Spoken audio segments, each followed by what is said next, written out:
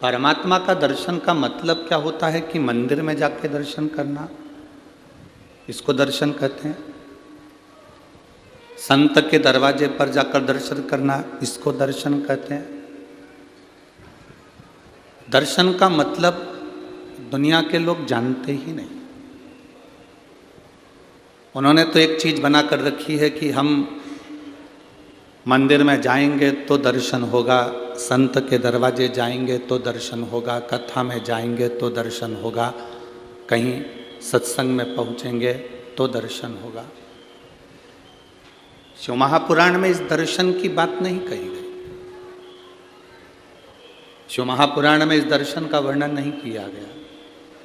शिव महापुराण में दर्शन की जो बात कही गई है वो दर्शन की मूलता कही गई। दर्शन का मतलब क्या होता है कि मंदिर में जाकर भगवान का दर्शन करना, या शिवालय में जाकर भगवान का दर्शन करना, या कहीं संत के दरवाजे पर जाकर दर्शन करना, ना। शिव महापुराण में कहा गया, आपके नजदीक में जो रह रहा है, आपकी बहू हो, सास हो, आपका ससुर हो, आपका पति हो, आपकी पत्नी हो, आपका बेटा हो, आपकी बेटी हो, आपकी बहू हो, आपके काका जी हो, काकी जी हो, मामा जी हो, मामी जी हो, बुआ जी हो, फूफा जी हो, बहन बेटी, नाते रिश्ते, अड़ोसी पड़ोसी, कुटुंब, कबीला, मोहल्ला, खेड़ा, गांव, जिनसे आप मिल रहे। दर्शन का मतलब अपन कहते हैं कि भगवान का दर्शन करो। दर्शन का मतलब यह होता है कि हम जिससे मिलें उस समय हम परमात्मा को देख लें तो समझो कि हमने दर्शन किया। अब हम पाषाण की मूर्ति में तो भगवान देख रहे हैं,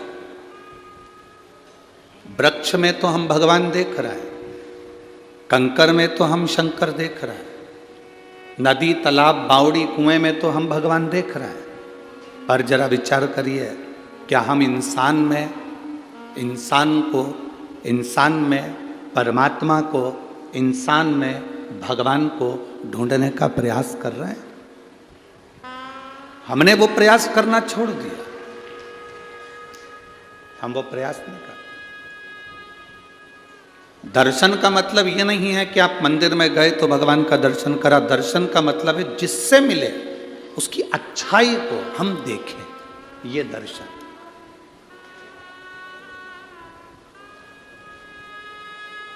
शादी के पहले लड़की की कितनी अच्छाई हमको दिखती है। मेरी बेटी, जिससे मैंने लड़के की शादी पक्की करी, बहुत अच्छी लड़की है, पढ़ी लिखी है, ज्ञानवान है, सब जानती है, सिलाई जानती है, कढ़ाई जानती है, बुनाई जानती है। अपन जाते हैं तो आदर करती है, पानी पिलाती, प्रणाम करती, नमन करती, सब उसमें इतना संस्कार भरा हुआ है कि बहुत अच्छी लड़की है। शादी के पहले हमने उस लड़की में बहुत सारे गुण देखे। शादी के पहले हमने उस बच्ची में बहुत सारे गुण देख लिए।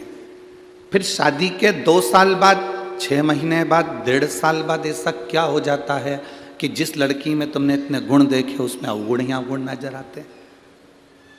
मेरा जितनी सासें बैठी हैं इनसे पूछना है, ऐसा बेटी में तुमने क्या अवगुण देख लिया?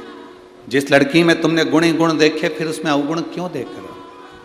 और मेरा बेटियों से निवेदन है, जब तक शादी नहीं हुई थी तब आप कहते थे मेरी मम्मी बहुत अच्छी है, मेरी सास बहुत अच्छी है, फ़ोन लगाती है, बात करती है, अच्छे से व्यवहार करती है, मिलती है, जुलती है, सब अच्छे से बोलती चलती है, खूब खूब आशीर्वाद देती है। शादी के 1.5-2 साल बाद वो सास तुम्हें बुरी क्यों लगने लगती है? मेरी जलगांव की जीजियों, मेरे जलगांव के जीजाओं, मेरी बेटियों, मेरे बेटाओं और मेरी माताओं, एक बात का स्मरण आपके अंदर रखना।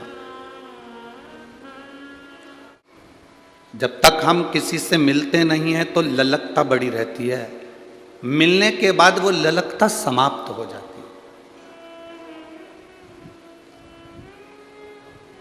वो दुनिया के दूसरे लोग होंगे जो अपनी अपनी गादी से बैठकर कहते होंगे कि दर्शन करो तो मतलब मंदिर में करो। ये व्यासपीठ शिव महापुराण की पीठ है। इस व्यासपीठ को हम व्यासपीठ मानते हैं, पर उससे ज़्यादा ये मानते हैं कि ये शंकर भगवान का कैलाश पर्वत है जिस पर कथा बोली जा रही है। और आप सब इस कैलाश पर्वत के नज़दीक में बैठ के कथा का रस तत्व ग्रहण कर रहे हैं।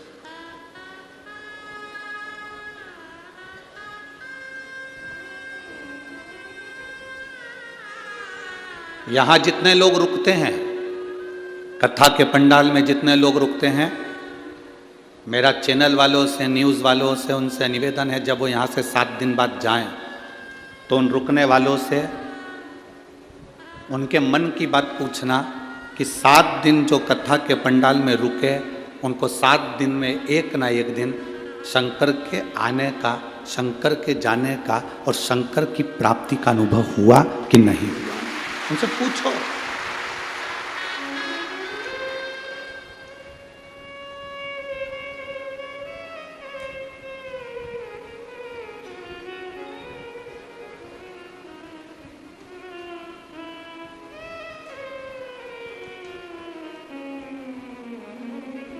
शिव महापुराण की कथा में जितने लोग बैठे रहते हैं, इनकी 3 चीजें समाप्त हो जाती हैं। बहुत ध्यान से सुनना। शिव महापुराण की कथा में जो कथा सुनने के लिए आता है 7 दिन 5 दिन, उसकी 3 चीजें समाप्त हो जाती है कथा सुनने पर। पहला, उसकी भूख। घर पर जितनी भूख लगती होगी, कथा के पंडाल में उतनी भूख नहीं लगती।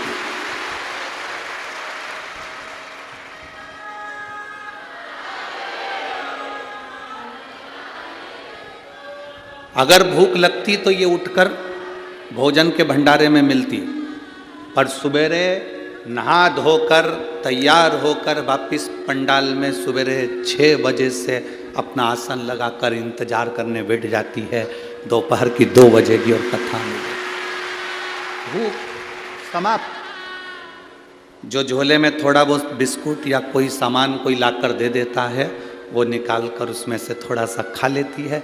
पास वाली कहती खाना खाने नहीं जा रही, मैं तो नहीं जाऊँ, मैं यहीं अच्छी, मैं नहीं जाऊँ, मैं यहीं अच्छी हूँ। तो खाना तो यहीं पास में तो भंडारा चल रहा है, चल ना ना मैं नहीं जाऊँ, मेरे पास तो रखा है, थोड़ा सा मुरमुरा लेके आई थी, उसको खा लेती, अब उसमें से निकाल कर खा। 3 चीजें शिव महापुराण की कथा में जो 7 दिन 5 दिन रहते हैं, उनकी 3 चीजें चली जाती है। भूख,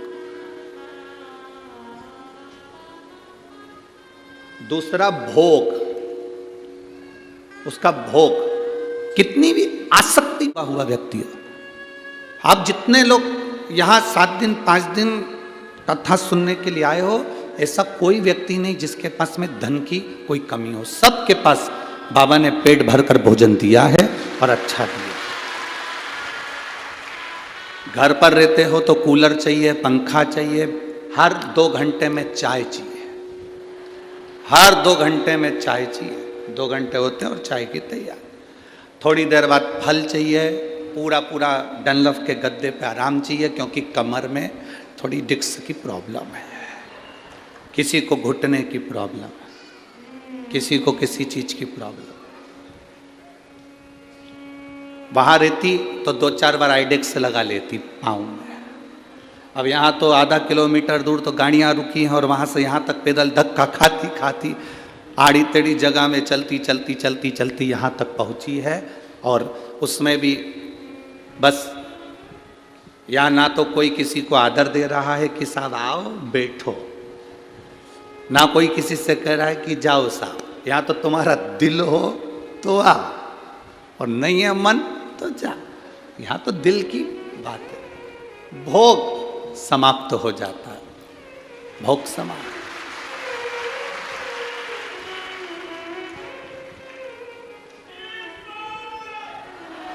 तीसरे नंबर पर शिव पुराण सुनने पर भोजन हमारा जो करने की, हमारी जो घर में आराम से चाय, अचार, ठेसा, सिंगदाने की चटनी और पूरन पोली और आमठी और फिर सिमैया की खीर, ये सब जो तुम्हें 2-1 दिन में कुछ ना कुछ याद आ ही जाता है कि आज ये बना लो, आज वो बना लो, वो बना लो। 7 दिन में भोजन छूट जाता है, तुम्हारी रुचि से तुम नहीं खा पाते, जो भोले बाबा तुमको दे देता है वो खा लो। भूख गई, भोग गया, भोजन गया, 3 चीज चली। और जिसकी ये 3 चीजें कथा में चली जाए, समझ लो तुम्हें शिव को मिलने में देरी नहीं लगेगी। मिल गया, शिव मिलने में देरी नहीं है, फिर वो मिला। शंकर मिल गया। उसकी प्राप्ति का केंद्र बिंदु है भगवान की भक्ति।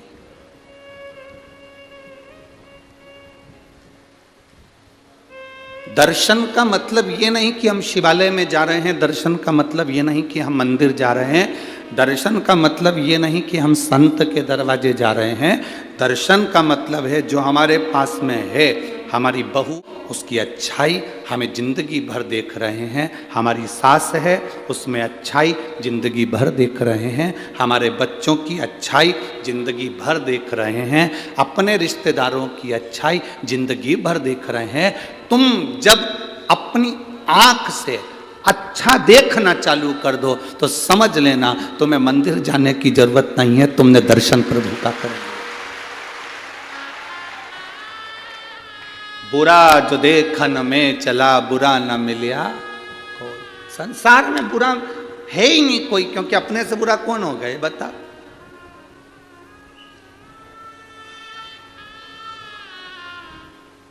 सांप काट लेता है तो उसका इलाज हो सकता है। बहुत ध्यान देना महाराज।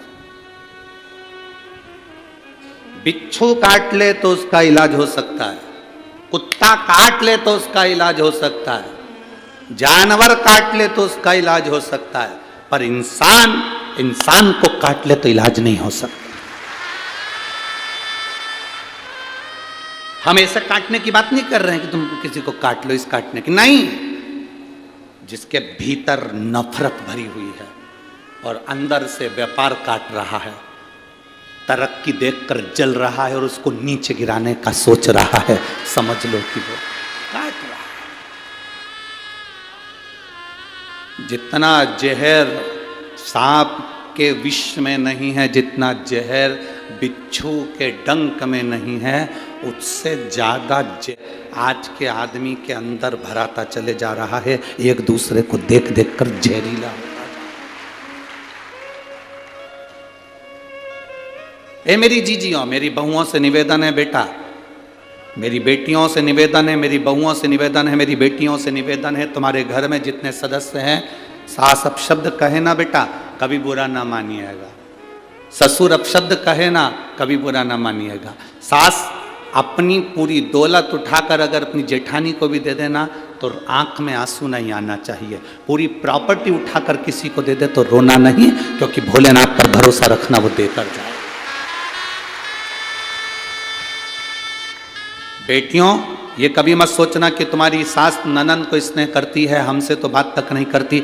जो घर में नई साड़ी आती है वो ननन को उठाकर दे देती है, कुछ आया तो ननन को उठाकर दे देती है। दे दें दो, तुम टेंशन मत लो। कई माताएं कहती हैं मेरा पति कमा कमा कर मरे जा रहा है और मेरी सास उठा उठा कर दिया जा रही है। ये जान लेना कि तुम्हारे पति का पूर्व का कोई कर्जा होगा, तो ये सब रिश्तेदार उसको निचोड़ निचोड़ कर लेकर जा रहे हैं। ये पूर्व का कर्जा होगा तुम्हारा, जो आज निचोड़ कर लेकर जा रहे हैं। इतना बड़ा दिल रखना, इतना बड़ा दिल रखना। सास किसी को उठाकर पूरी प्रॉपर्टी भी दे दे तो चिंता मत करना। नानी बाई के मायरे में कथा आती है, नरसिंह मेहता की भाभी ने पूरी जायदाद जय कुंवर बाई की अपने कर ली थी और नरसिंह मेहता और माड़ी को धक्के देकर निकाल दिया। नरसिंह मेहता की पत्नी को धक्के देकर निकाल दिया, नरसिंह मेहता को धक्के देकर निकाल दिया। और नरसिंह मेहता की जो भाभी थी उसने पूरी प्रॉपर्टी अपनी कर ली, पूरा सोना चांदी हीरा पन्ना सब अपना कर लिया। बाद में इनको धक्के मारकर निकाल दिया। जरा विचार करना, जिसको धक्के मारकर निकाला था वो नरसिंह मेहता रोते रोते शंकर जी के मंदिर में गया था। अगर आपने नानी बाई का मायरा सुना होगा तो उसमें लिखा है, नरसिंह मेहता रोते रोते शिव जी के मंदिर में गया था। नरसिंह मेहता सांवरिया का भजन करता था, सांवरिया का पूजन करता था, सांवरिया की भक्ति करता था, पर जिस समय उसे घर से निकाला तो वो शंकर के मंदिर में गया। शिव मंदिर में जाकर शंकर के शिवलिंग से लिपट कर रोता रहा, आंख से आंसू बहते रहे, मुख से कुछ कहा नहीं।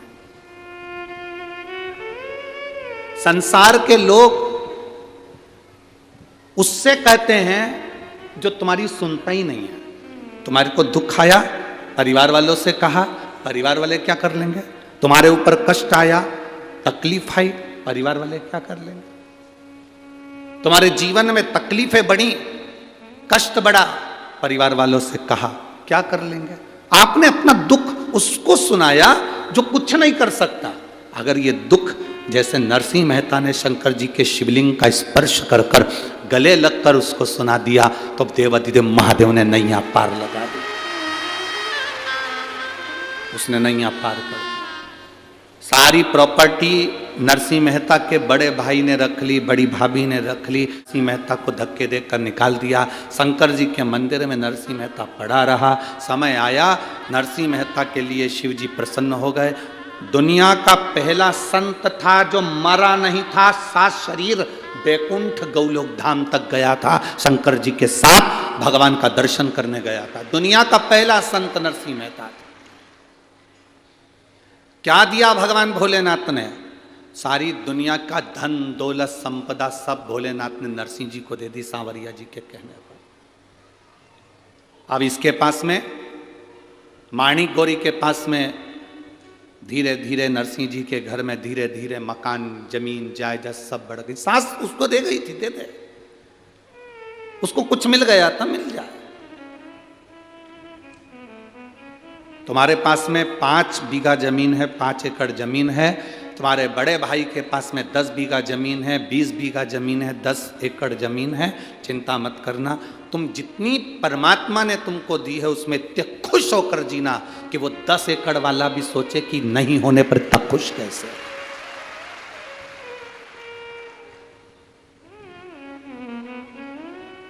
आज हमारे वो सूरत वाले सोमानी जी आए थे तो वो कह रहे थे, गुरुजी एक हमारी पास वाली में कोई पड़ोस में रहती है और वो बहुत साधारण है, बहुत साधारण, बहुत दुखी है, शायद जिंदगी में सबसे ज्यादा दुखी वही है। उसने शिव जी का नाम लेकर अपने बच्चों को पालने के लिए, परिवार को पालने के लिए थोड़ा बहुत मठरी और ये चकली और नमकीन का काम चालू करा। उसने ये भेजा है गुरुदेव। पर गुरुजी सोमानी जी कह रहे थे सूरत वाले कि इतना दुख था, पहले रोती थी। शिव महापुराण की कथा सुनने के बाद उसने एक संकल्प ले लिया शंकर जी के मंदिर में कि आज के बाद किसी के सामने नहीं रोऊंगी, रोऊंगी तो मेरे महादेव के पास में जाकर रोऊंगी। अब जब भी किसी रिश्तेदार से मिलने के लिए या कोई रिश्तेदार मिलने के लिए आता है तो इतनी हंसती है, प्रसन्न होती है, खुश होती है, इतनी प्रसन्न कि रिश्तेदार सोचते हैं कि इसकी जिंदगी में इतना दुख है और इसके बाद इतनी खुश कैसे रह लेती है। बाबा आप कहते हो ना कि शंकर जी के सामने खुश होकर जाना, भले जिंदगी में कितना भी दुख हो, एक ना एक दिन बाबा आशीर्वाद दे ही देता है कि तू ऐसी खुश हमेशा रहे, ऐसी प्रसन्न हमेशा रहे, प्रसन्न होकर जाए, प्रसन्न। आप दुखी क्यों हो? ये इतने लोग लाखों की संख्या में बैठे हो, आप लोग इतने लाखों की संख्या में पहुंचे हो, आप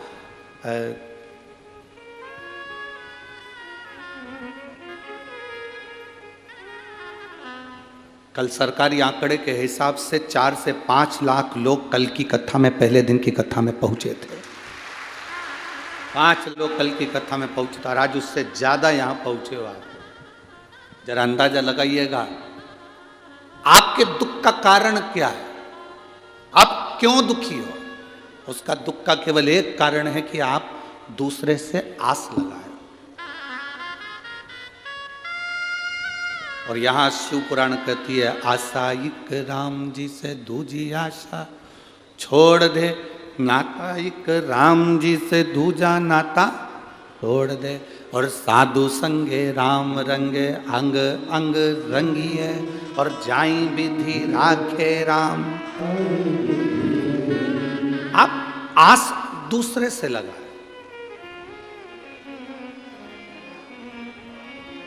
जिस दिन आपने आस लगाना दूसरे से बंद कर दी और केवल ये जान लिया कि मुझे अब दूसरे से कोई आस नहीं है, सास आस लगा कर बैठी है अपने बच्चों से, मेरा बेटा बड़ा होगा मेरा ध्यान रखेगा, मेरी बहू आएगी गरम रोटी खिलाएगी। अब वो गरम रोटी खिला रही है कि गरम डंडा खिला रही है, वो जा आस ज्यादा लगा ली थी इसलिए ऐसा हुआ। आस नहीं लगाती ना, पहले से ये विचार कर लेती कि भगवान मुझे भोलेनाथ जी ऐसा रखना कि मरते दम तक मेरे शरीर में वो बल रखना कि मैं भोजन बना सकूं, अच्छे से तेरा भोग लगा सकूं और स्वयं भी खा सकूं। बाबा से आपको यह प्रार्थना करना चाहिए कि मेरे शरीर को मरते दम तक ऐसा बनाकर रखना कि मुझे किसी की जरूरत ना पड़े। पर तुम आस लगा कर बैठी, मेरी बहू आएगी मुझे गरम रोटी देगी, मेरी बहू आएगी ऐसा होगा, मेरा बेटा ऐसा करेगा, पोता ऐसा करेगा, रिश्तेदार ऐसा करेंगे। शादी आई तो मन में आ गया मेरे मायके वाले मायरा इतना सारा लेकर आएंगे, इतना मायरा लेके आएंगे, और मालूम पड़े 4 साड़ी लेकर आ गए तो दिल टूट गया। क्यों इतनी आस लगा कर बैठे हो दूसरे से?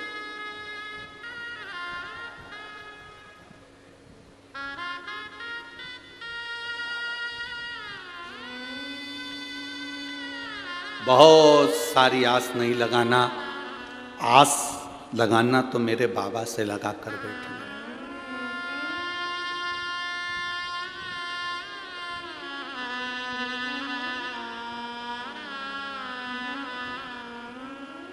कुंडलियां जितनी पत्रिका आप दिखाते हो, जितनी कुंडली आप दिखाते हो, बताने वाला कितना भी विद्वान होगा हम उसको प्रणाम करते हैं, मना नहीं, पर बताने वाले की कुंडली फेल हो सकती है, दिखाने वाले की पत्रिका फेल हो सकती है, पर यह पक्का है कि महादेव की कृपा कभी फेल नहीं हो सकती। महादेव की कृपा कभी फेल नहीं।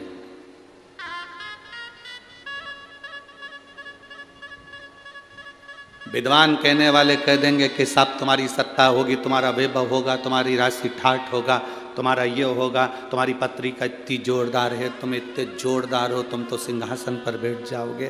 पर ना ना ना ना,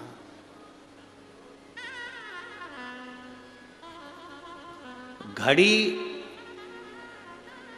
हाथ में तुम बांध सकते हो, घड़ी तुम पहन सकते हो, पर घड़ी सही करने की जवाबदारी तुम्हारी नहीं है। घड़ी की दुकान पर लेकर जाना पड़ेगी। जलगांव में किराने की दुकान पर घड़ी ठीक हो जाती होगी, हमारे यहाँ तो नहीं होती। होती है इधर किराने की दुकान पे घड़ी ठीक? जम के तो बोलो। कपड़े की दुकान पे ठीक होती है क्या? सोने की दुकान पे ठीक होती है क्या? टाइल्स की दुकान पे ठीक होती है क्या? लकड़ी की दुकान पे, खवास की दुकान पर? घड़ी की दुकान पर ठीक होती है। घड़ी बनाने वाला कौन? एक एक वेद, एक एक पुराण, एक एक शास्त्र को उठाकर देखना। समय, घड़ी, पल, नक्षत्र, काल सब महादेव ने बनाया है। इसलिए अपनी घड़ी बिगड़े, समय बिगड़े तो महादेव के पास चले।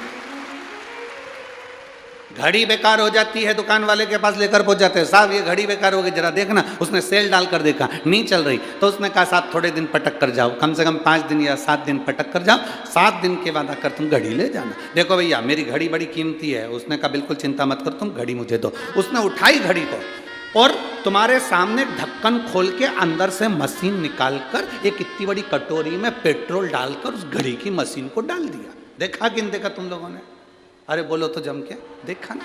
इतनी बड़ी कटोरी में घड़ी की मशीन को निकालकर उसमें डुबो दिया। और उसने कहा कितने दिन में घड़ी दोगे? 5 दिन या 7 दिन तो लगेगा।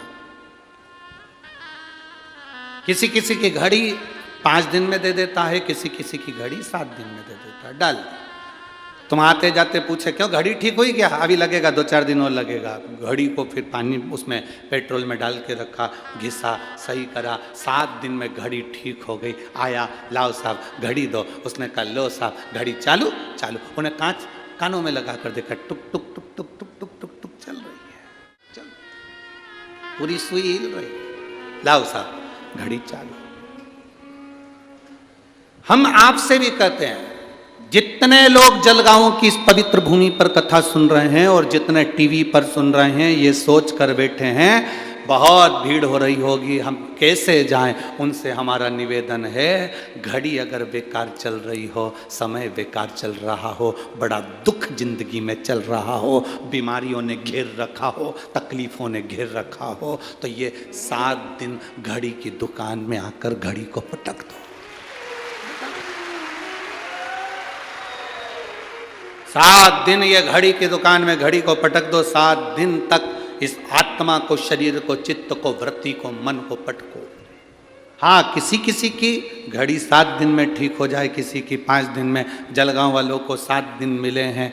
अमरावती में 16 तारीख से दिसंबर 16 यहाँ कथा पूर्ण होगी। 11 तारीख को, 16 तारीख को अमरावती में प्रारंभ हो जाएगी दोपहर में 1 बजे से 4 बजे तक। वहाँ 5 दिन अम्बेश्वर अम्बा विदर्भ की सुंदर शिव महापुराण की कथा वहां पर प्रारंभ हो जाएगी अमरावती में।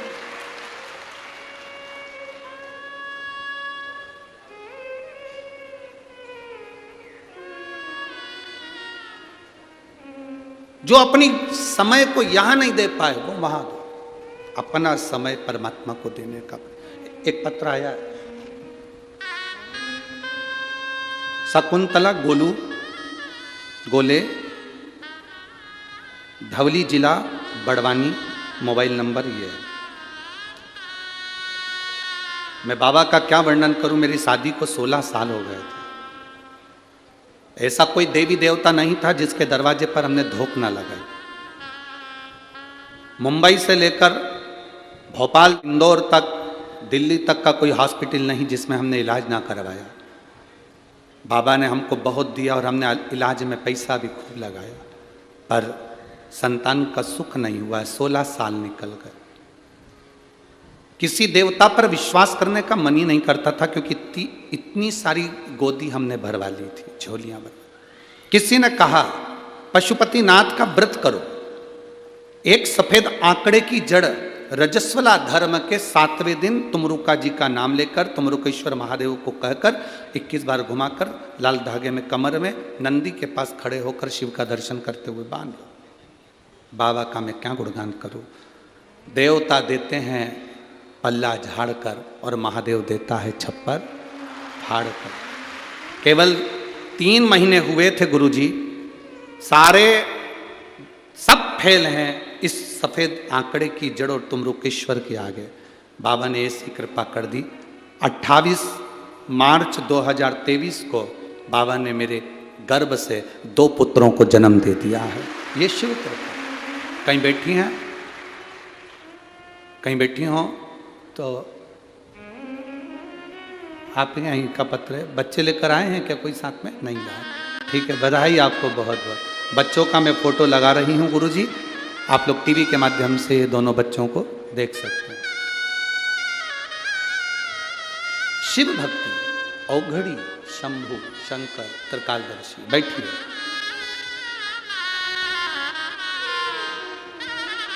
इतनी जल्दी हिम्मत नहीं हारना हमको। हम संसार के आगे जाकर रोते हैं ना, तो संसार वाले आंसू नहीं पहुंच सकते। हम दुनिया के लोगों से जाकर आस लगाकर बैठते हैं, इसलिए हमें दुख मिलता है।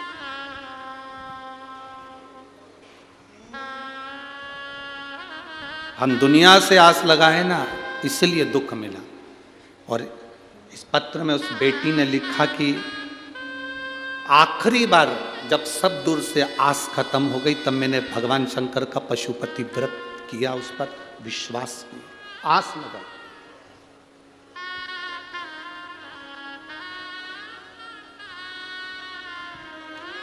आप किसी दूसरे से आस नहीं लगाई थी, आपने आस लगाई उस देवाधिदेव महादेव से। आस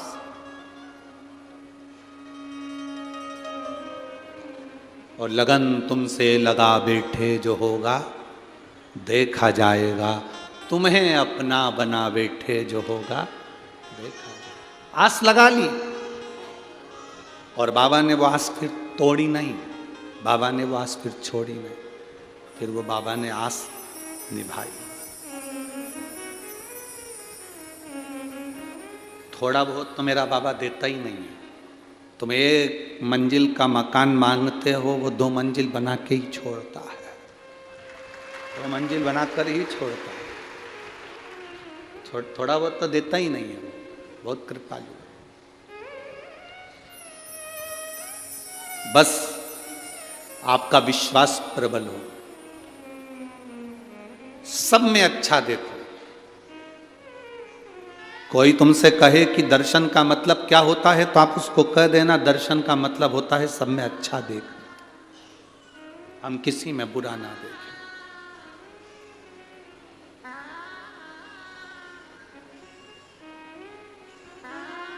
वो कहते हैं रचा है सृष्टि को जिस प्रभु ने,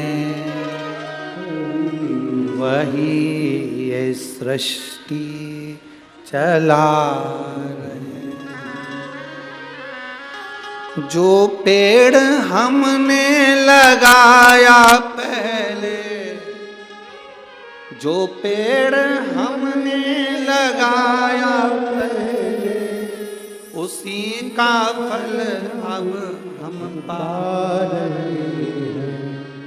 रचा है सृष्टि को जिस प्रभु ने, वही ये सृष्टि चला। उस पर भरोसा कर लो, इतना पक्का भरोसा, फिर वो टूटे ना, फिर वो छूटना नहीं चाहिए। इतना प्रबल भरोसा होना चाहिए, इतना प्रबल। एक लड़का कोमा में चले गए, देखो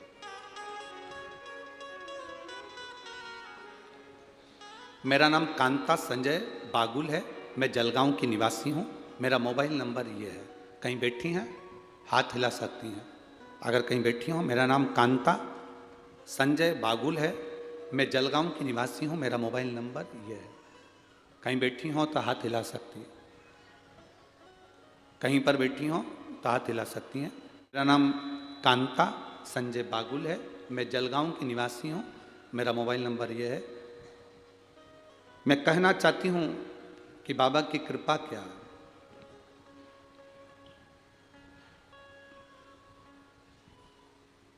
शिव महापुराण की कथा नहीं है गुरुदेव, ये शिव पुराण नहीं।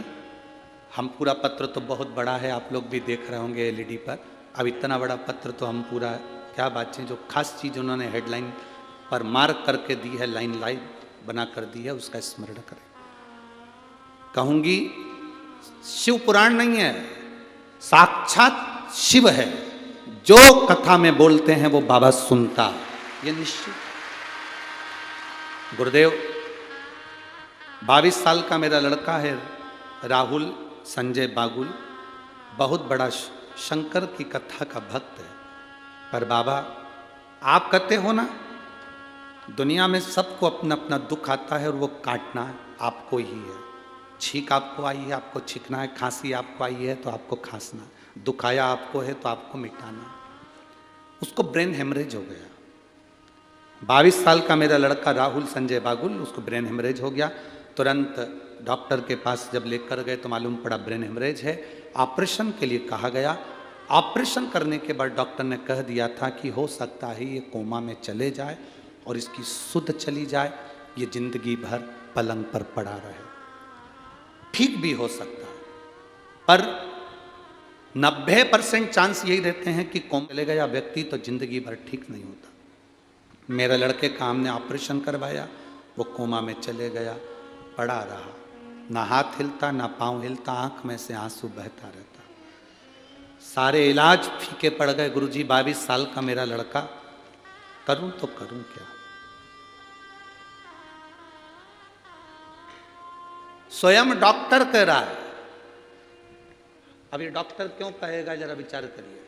स्वयं डॉक्टर कह रहा है, मेरी पत्नी कोई सीहोर वाला महाराज है उसकी कथा सुनती है। स्वयं डॉक्टर कह रहा है, मेरी पत्नी कोई सीहोर वाला महाराज है उसकी कथा सुनती है। आप अपने बच्चे को अब घर ले जाओ, इतने दिन तक कब तक पटक के रखोगे, घर पर सेवा करो। हम उसे 10 दिन बाद घर पर लेकर आ गए। उसके कानों में डॉक्टर के कहने से हमने हेडफोन लगाया, शिव महापुराण की कथा टीवी पर चलाई, उसको हेडफोन लगाकर सुनाते रहे। घर लाने के 25 दिन बाद कथा सुनते सुनते मेरे बेटे ने अपने हाथ पैर की उंगलियां और कंपन करना प्रारंभ कर दिया। हाथ पैर की उंगलियां कंपन करना प्रारंभ कर दी, ब्रेन काम करना प्रारंभ कर दिया। लेकर गए वापिस हॉस्पिटल। डॉक्टर भी आश्चर्य में पड़ गया कि ये चमत्कार कैसा हो गया। धीरे धीरे लड़का अपने आप उठना प्रारंभ कर दिया और बेटा ठीक हुआ। ये शिव की कृपा और घड़ी की कृपा। कहीं बैठे हों और अगर बच्चा यहाँ आया हो तो वो बेलपत्री लेने आ सकता है। कहीं बैठे शिव कथा, अगर वो आया हो तो बेलपत्री लेने आ सकता है। शिव कथा इसी को और घड़ी है। जिस लड़के ने आंख खोलकर आंख में से आंसू निकलते हो, शरीर पड़ा है, ब्रेन का ऑपरेशन हो गया हो, काम ना कर रहा हो, कोमा से निकल ही नहीं रहा हो, हेडफोन लगाकर शिव कथा अंदर प्रवेश कर गई। कितने रोग, कितनी बीमारी है जीजियों। हम तो पूरे पत्र नहीं पढ़ पाते, आपको भी दुख होता होगा। इतने इतने पत्र गुरु जी के पास आते हैं, पढ़ते नहीं। अब पत्र पढ़ें तो कथा कब बाँचे।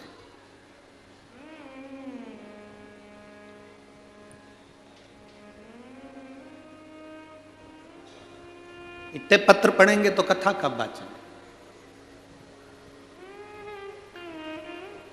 ढेर सारे पत्र आप लोगों के आते हैं, सब यहीं छोड़कर जाते हैं। लोगों को दुख भी होता है, इतने सारे पत्र गुरुजी छोड़ जाते हैं, करें क्या उसका। हम भी प्रयास कर रहे हैं जल्दी से जल्दी अब एक ऐसा, जितने पत्र हैं इन पत्रों को पढ़ा जाए। हम पूरा न पढ़ पाए तो बिठले सेवा समिति से एक ऐसा चैनल चालू करेंगे जिस चैनल पर इस पत्र को पढ़कर सुनाया जाएगा मोबाइल नंबर समेत। जल्दी से जल्दी हम भी प्रयास करें इन पत्रों को आप तक पहुंचे, आपके पत्र का भाव जनमानस तक पहुंचे। उसमें 15 से 20 मिनट प्रवचन का क्रम रहेगा और उसमें पत्र पढ़ दिए जाए। आपके पत्र आप तक पहुंचे कि आपकी जिंदगी में शिव ने क्या करा, विथ मोबाइल नंबर समेत। आप जाएं, पता करें उसके जीवन में क्या बदलाव आया, उसके जीवन में क्या। और मेरा विश्वास करता है यहाँ जितने कथा में आए हो ना, आपके भी पत्र एक ना एक दिन किसी व्यासपीठ पर जरूर पहुंचेंगे, ये पक्का। वो शंभु है, ओ घड़दानी, त्रिकालदर्शी, कैलाशी, अविनाशी, शिव कहते हैं उसको। हम किसी का भविष्य नहीं लिख सकते क्योंकि हमारा भविष्य तो खुद उसने लिखा है। हम किसी का भाग्य नहीं बता सकते क्योंकि हमारे भाग्य में क्या लिखा वो उसको मालूम है। ना हमारे पास बेल है, ना भविष्य है, ना हम भाग्य बताने वाले हैं। हम तो इतना जरूर कहते हैं कि बस हम उसके भरोसे हैं, तो आप भी उसके भरोसे हो जाओ। आप भी उसके भरोसे। दूसरे के आगे जाकर नहीं रोना, दूसरे से जाकर कभी दुख की बात नहीं करना। लोग हंसेंगे, ये दुनिया में रोती फिरती है, दुनिया में रो रही है। पहले तो खूब फूली फिरी, पहले तो खूब अपशब्द कहती थी, अब रो रही है। ना ना,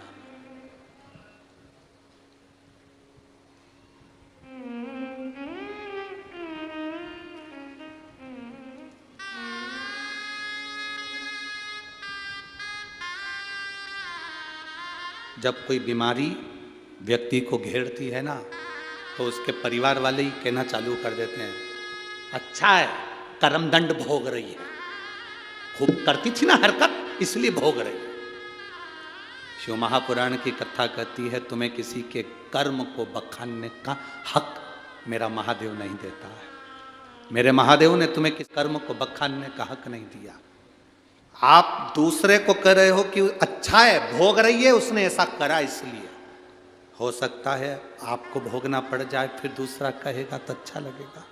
ना कहिए, बल्कि भगवान भोलेनाथ जी से एक लोटा जल चढ़ाकर प्रार्थना करो, मेरे 3 घर छोड़कर कोई रहता है, उसके यहाँ पर बीमार है, मेरे बाबा मेरा आज का चढ़ाया हुआ जल उसके पति को ठीक कर दे, उसकी पत्नी को ठीक कर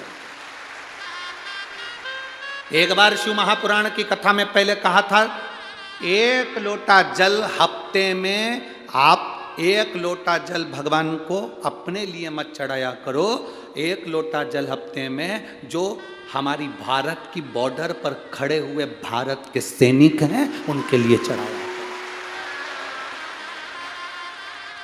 भारत की बॉर्डर पर खड़ा हुआ सैनिक के लिए 1 लोटा जल चढ़ना चाहिए।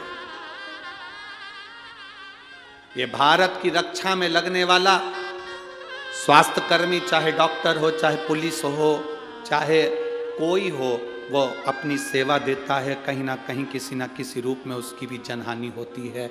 कोरोना जैसी महामारी में जब अपने रिश्तेदार अपने को छोड़ दिए, तब वो पोछा लगाने वाले, झाड़ू लगाने वाले, गरीब बड़े जो हॉस्पिटल में झाड़ू पोछा करते हैं, उन्होंने हमको दवाई खिलाई और हमारा उपचार किया, उनके लिए 1 लोटा जल चढ़ना चाहिए। सारे लोग अपने अपने घर में थे, पुलिस का एक एक व्यक्ति रोड पर तैनात था कोरोना काल में, और वो भी किसी का पति था, वो भी किसी का बाप था, वो भी तो कहा। डॉक्टर अपना काम, नर्स अपना काम कर रही थी, कोई हॉस्पिटल से नर्स या डॉक्टर नहीं चले गए थे, उनके लिए भी 1 लोटा जल होना चाहिए। अपने लिए दुनिया जीती है, हम दूसरे के लिए तो जीना सीखे। मेरे शंकर भगवान दूसरे के लिए जिए, अगर खुद के लिए जिए होते तो अमृत पीते, पर सबके लिए जिए इसलिए विष पी गए और महादेव कहला। स्वयं खा लेना सुकृति है, छुड़ाकर खा लेना विकृति है, और बांट कर खाना ये मेरे भारत देश की संस्कृति है। अपने लिए तो दुनिया जीती है साहब, स्वयं के लिए जिए तो क्या जी।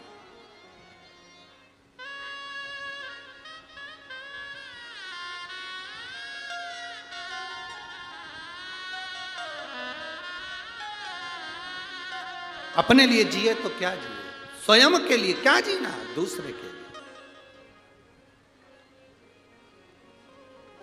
शंकर भगवान की कथा,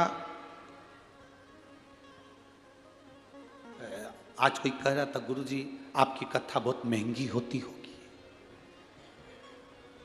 आपकी कथा बहुत महंगी होती होगी। हम उनसे कहते हैं कथा कभी महंगी नहीं होती, व्यवस्थाएं बहुत महंगी होती है।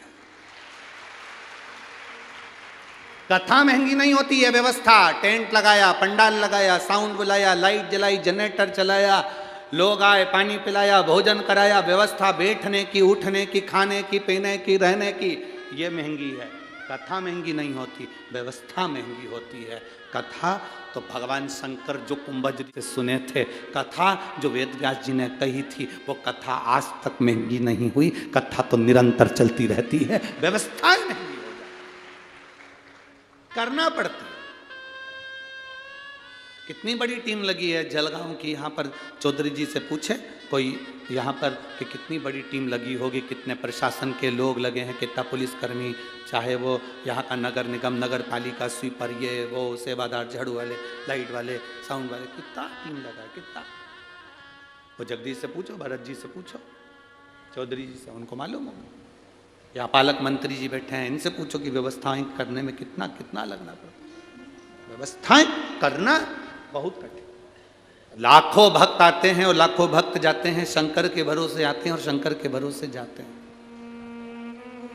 शिव के भरोसे आ रहे हैं, शिव के भरोसे जा रहे हैं, भगवान की भक्ति के साथ में।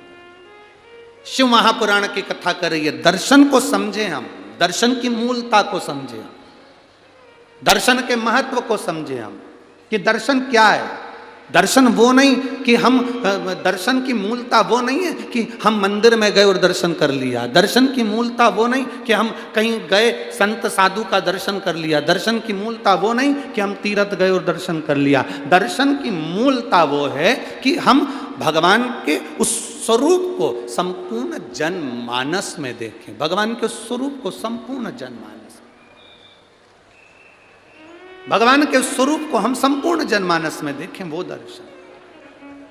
महाराज पे चप्पे में है झांकी भगवान की, कोई सूझ वाली आंख ही पहचान।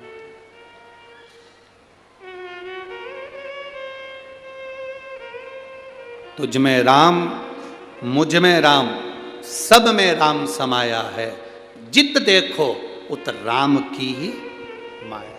सब में राम।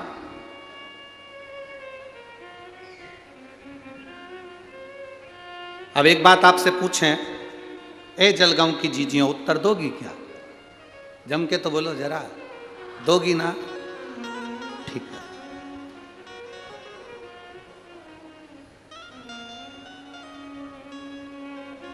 व्रत रखा तुमने, एक दिन भर भूखी रही, भोजन नहीं करा, पूजन करी, आराधना करी,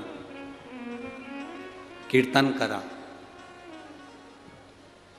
और घर में जितने लोग रह रहे हैं उनसे 24 घंटे झगड़ा करा, तो तुम्हें पूजन का फल मिल जाएगा क्या? जम के तो बोलो जरा, नहीं मिलेगा। अब एक बात आपसे और पूछें, उत्तर देते जाना है। तुमने मंदिर भी नहीं गए, भजन भी नहीं करा, उपवास भी नहीं रखा और कुछ नहीं करा, और घर में जो रह रहे थे रोज लड़ती थी, आज मन करा कि आज मुझे किसी से, अब मैंने कथा सुन ली, अब मैं क्रोध नहीं करूंगी, किसी को अपशब्द नहीं कहूंगी। जो तुम मंदिर में जाकर पुण्य कमाते, वो पुण्य तुम्हें घर में मिलेगा कि नहीं मिलेगा? पुण्य तुम्हें घर में मिलेगा।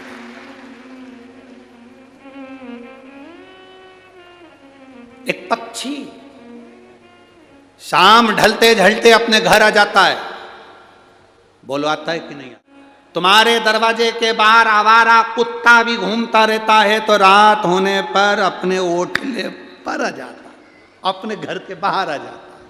पशु, जानवर, पक्षी रात अपने घर घोंसले में आ जाते हैं। गौ माता चढ़ती है तो घर आ जाती है रात होने से पहले। केवल एक मनुष्य ही है, जिस शाम ढलती है तो ये ढलने निकल जाता है। केवल एक मनुष्य। पक्षी शाम होती है रात होती है घर आ जाता है, पशु शाम होती है रात होती है घर आ जाता है, जानवर शाम हो घर आ जाता है, गौ माता शाम हो घर आ जाती है। सब अंधेरा होने से पहले अपने घर आ जाते हैं। और एक संसार में रहने वाले छोरा छोरी, आज की पीढ़ियां जैसे जैसे रात ढलती है, ये ढलने के लिए बाहर निकल जाते हैं। जिसके घर के बच्चे रात भर बाहर रहते हैं, उस घर की कभी तरक्की नहीं हो सकती, वो बर्बाद होकर मानता। पहले का कंट्रोल था माताओं का, 8 बजे के बाद छोरा छोरी बाहर गए तो ताला लगा देती थी। कहाँ जा रही? चल अंदर। कहाँ जा रहा है? अंदर चल। मम्मी अभी दोस्त से मिलकर आया, यहां बुला ले, घर में बुला ले, नहीं जान दूंगी, जा। और अगर चले जाऊं तो पहले मैंने जो कपड़े दिए वो उतार दे, नीचे से अंदर तक चड्डी भी उतार, जा जा, निकल यहां से बाहर, उतार दे सब कपड़े। थोड़ा दबाव तुम्हारा होना चाहिए।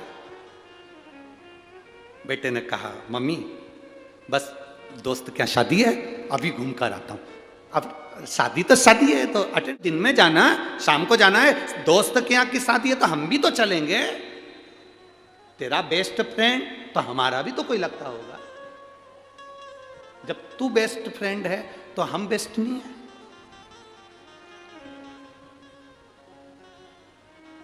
घर में माँ बाप हैं और नए नए लड़का लड़की रोड पर गाड़ी के बोनट पे केक रख के हैप्पी बर्थडे टू यू मना रहे हैं।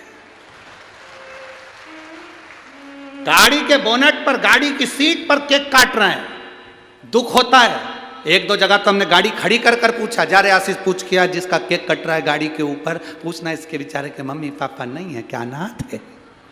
क्योंकि गाड़ी के बोनट पर, गाड़ी की सीट पर उसी का केक कटता है जिसके सब मर गए रे, सब मर गए, अनाथ है बेचारा, उसका केक रोड पर काट रहा है। नहीं तो घर में माँ बाप की साक्षी में, लाओ केक ही काटना है ना तुमको, दुनिया के लोग मना करते होंगे कि केक मत काटो, पर हम कह रहे हैं आज के फैशन में चल रहे हो, काटो, पर उसके जिसने उसको जन्म दिया वो माँ बाप उसके सामने होना चाहिए।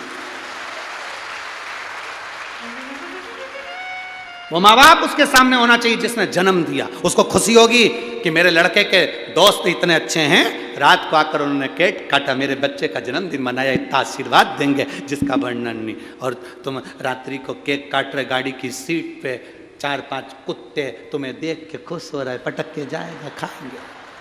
दूसरा कोई खुश नहीं हो रहा, 4 तेरे दोस्त और 4 कुत्ते। अब तुम किसके लेवल में हो तुम समझो, हम क्या बोले। और 2-3 कुत्ते दूसरे मोहल्ले के वहीं से भौंक रहे, भौंक रहे, चिल्ला रहे, हमारे मोहल्ले में केक कट रहा है, हमको छोड़ के जाना। कुत्ते भी कह रहे हैं और तुम खुश हो रहे। अभी दिसंबर का महीना आ गया, अभी तुम देखना,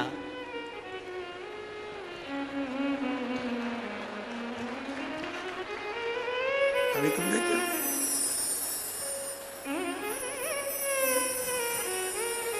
हैप्पी न्यू ईयर।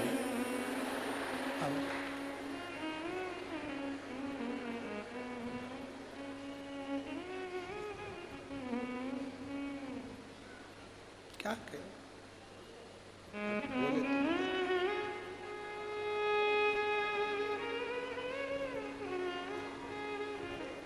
हमारा नया साल ये नहीं है। हमारा नया साल चैत्र महीने का जो आनंद है, जिसमें मेरे राघव जी प्रकट होते हैं, वो नया वर्ष है, वो नया वर्ष।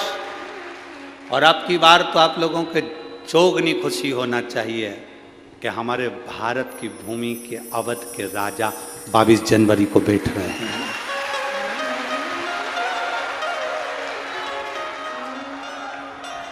भारत की भूमि के अवध के राजा 22 जनवरी को बैठ रहे हैं।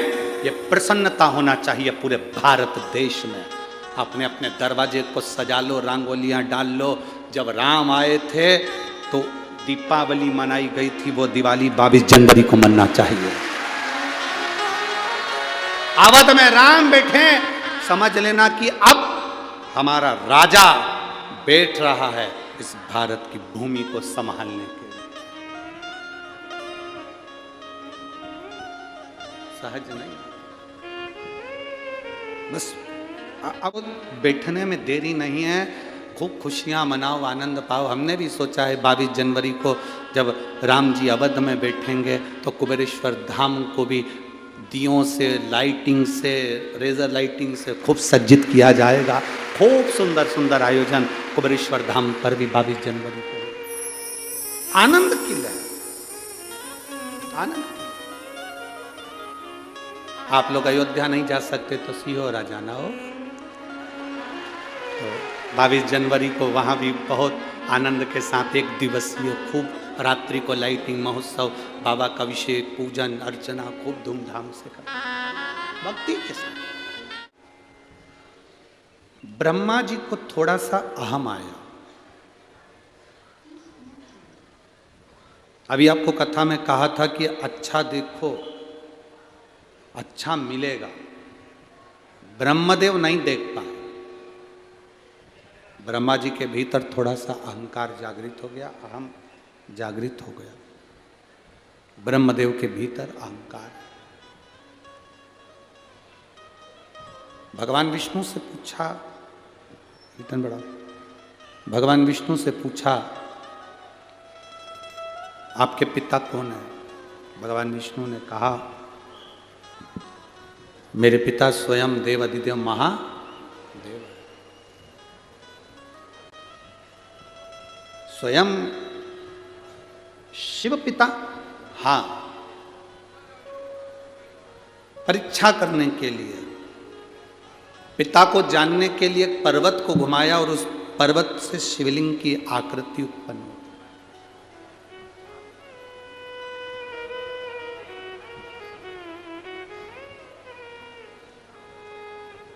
पर्वत से शिवलिंग की आकृति उत्पन्न हुई। ये तुम्हारे पिता हैं? भगवान विष्णु ने कहा ये मेरे पिता हैं। इन पिताजी का सिर कहाँ है, चरण कहाँ है? व्यर्थ के प्रश्न व्यक्ति को बर्बाद की ओर लेकर जाते हैं। बर्बादी की, व्यर्थ के प्रश्न। कोई अच्छे प्रश्न हो ना तो कोई बात नहीं, अगर कोई व्यर्थ के प्रश्न करे तो फिर तो बेकार। जैसे कोई कह दे कि एक व्यक्ति ने, एक कॉलेज के टीचर ने अपने स्टूडेंटों से पूछा कि ये बताओ कि मेरे पिताजी सफ़ेद शर्ट पहनते हैं और मेरी माँ सफ़ेद चावल बनाकर खाती है,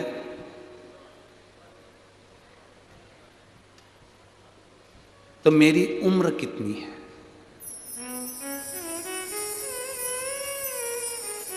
प्रश्न क्या है? प्रोफेसर ने, टीचर ने प्रश्न किया स्टूडेंट से, बच्चे से, मेरे पिताजी सफ़ेद शर्ट पहनते हैं और मेरी माँ सफ़ेद चावल पकाकर खाती है, बनाकर खाती है, तो मेरी उम्र कितनी है? बताओ स्टूडेंट, बताओ बच्चों।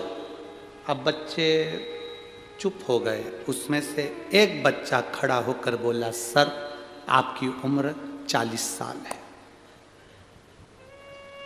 आपकी उम्र 40 साल है। सर खुश हो गए, सही निर्णय दिया आपने, सही उत्तर दिया। आप कैसे जानते हो कि मेरी उम्र 40 साल हो गई? उस बच्चे ने कहा, सर हमारे पास में 3 घर छोड़ के एक लड़का रहता है, उसकी उम्र 20 साल है, वो आधा पगला है।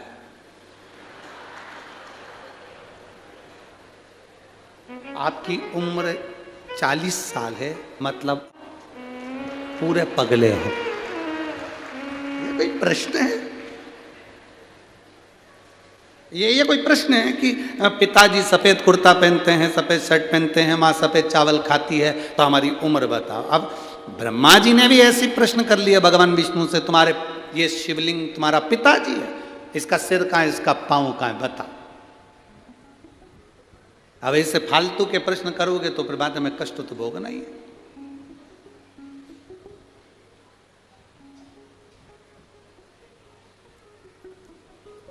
बहुत लोग संसार में से, बहुत सारे लोग हैं जो बहुत व्यर्थ के काम कर रहे हैं और बहुत व्यर्थ की बातें करते, बहुत व्यर्थ, बहुत व्यर्थ की बात।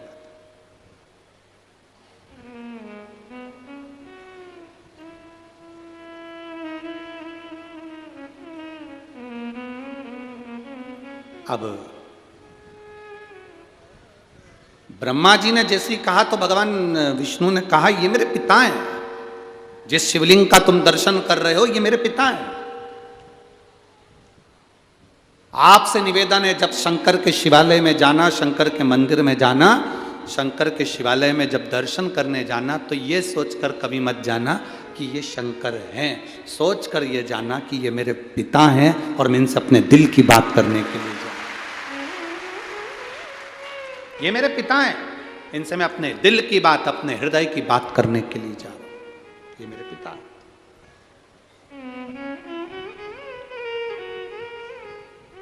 जब हम कथा में रोज कहते हैं ना कि जब कथा पूर्ण हो, आप लोग इतनी इतनी दूर से आते हो, 200-500 रुपये खर्च करके आते हो, समय निकाल कर इतनी दूर पहुंचते हो, बड़ी मुश्किल से ट्रैफिक में से निकल कर यहाँ पहुँचे हो, तो हम हमेशा कहते हैं जब आरती पूर्ण हो, कर्पूर गौरम हो, आरती होने के बाद भूमि को प्रणाम कर कर उसकी रज अपने हृदय से लगाकर उसको प्रणाम कर कर फिर जाओ। क्यों?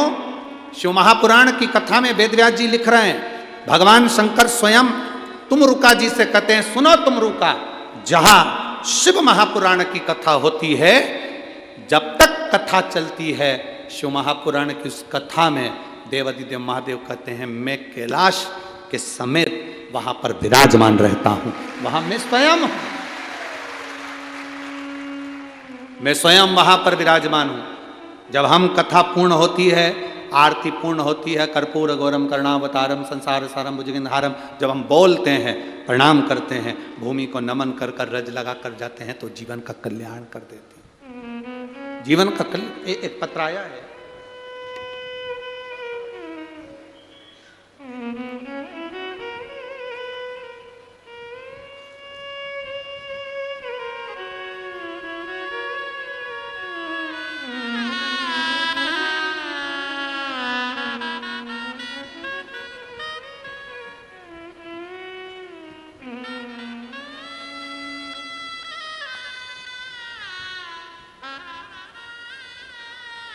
मैं दीपक सतीश सोनवड़े, दशरथ नगर, जिला जलगांव।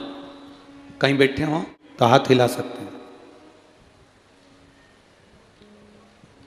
कहीं बैठे हो तो हाथ हिला सकते हैं। मोबाइल नंबर मेरा ये है, मैं दीपक सतीश सोनवड़े,